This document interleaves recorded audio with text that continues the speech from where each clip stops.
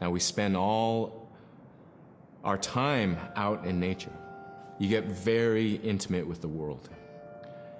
And over time, if you're living that life, you start to sense that everything has a spirit. There's a consciousness in everything. Everything is alive. If everything is alive, then we want to respect it. And if we're going to use it, we want to use it respectfully. What I try to tell my nephews and nieces, you love to hunt, you have to take care of the animals that you catch, preparing the food and eating the food that you catch. Water provides you. The ice brings you life. It provides all those things that you need to be a part of your life. That was something I grew up with. I grew up respecting the animals. I grew up respecting the land. And that, to me, that is why we as Inupiat, as an Inupiat culture, as an Inupiat people, is why we're so successful. My brother was out seal hunting. He got attacked from behind and managed to grab his knife and save himself. When he came to realize, oh no, it's a mother. We've always known traditionally that we avoid killing a mother. It's always been sacred to us to protect them. He had to present himself to the council, and so he was given the job to mother the baby, and we kept it. It got so big, it went over the barricade one day and got to the dog food, and that was an indication that, brother better go teach it how to survive on its own. So he did. I really got attached to the bear because I more or less grew up with it.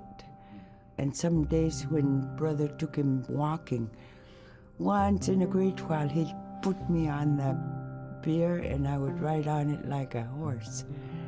I was just happiest little girl in the world.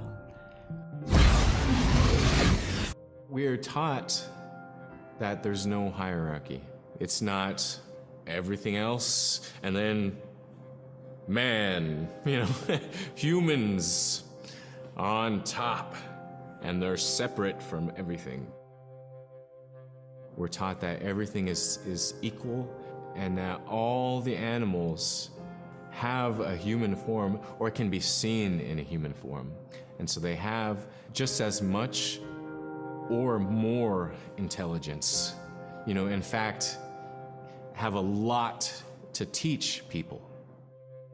And so that's how these transformations can happen. It's if the animal wants you to see it in its human form. There's a story where a man comes up to an ice hole and then realizes there's another man in his parka that's got stuck in the net, and is just stuck like that. Oh, can you let me out? Please help me, And so then he lets the man out, but then realizes that was actually a seal. That was a seal man. And just because that seal wanted that help, that seal allowed itself to be seen in human form.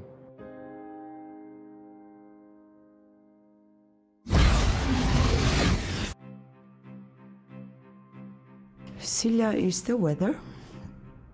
It also means the atmosphere. Here's the nuna, or the land, and it's anything from the land into the moon, the sun, the stars. That's Sila. It's a very spiritual, and we have a relationship with Sila.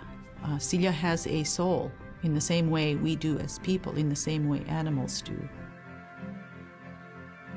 I think spirit helpers in and of themselves are really about how we're connected with things. And so it may be that there's a spirit helper that shows themselves as a bird to show you the way home, or it may be a spirit helper that actually decides to show themselves with the face and body of a man instead of their animal form.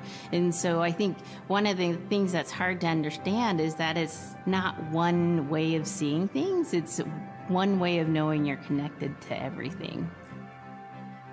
We've always had that spirituality of everything around us. It's the interaction you have with the air you breathe, the ocean that you gather resources from, the rivers from which you gather fish, the tundra from which you pick berries, the animals that give themselves. It's all of that.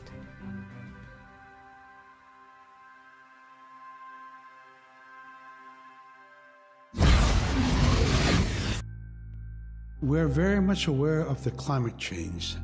And it's been for many years, even before climatologists were noticing the change, Inuit were already saying, Sila alangoktok. Our climate is changing. If the heat is going the way it is right now, for us it's going to be pretty bad.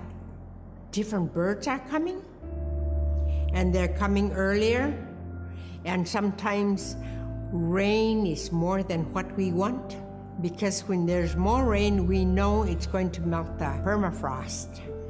In my time as a young whaler, when I was 9 years old, we're hunting from ice that was about 25 feet thick. And there was giant icebergs already floating, coming by. That was the first signs of a changing climate. Ice that never broke before was now moving. Now, here it is 50 years later, we're hunting whale from ice that's 18 inches thick. There's no more thick ice. It's creating a malfunction in our whaling season is what it is. Actually, more than that, all seasons in general. I think we are more scientists than more people will realize. We have more knowledge of those things than people will ever know.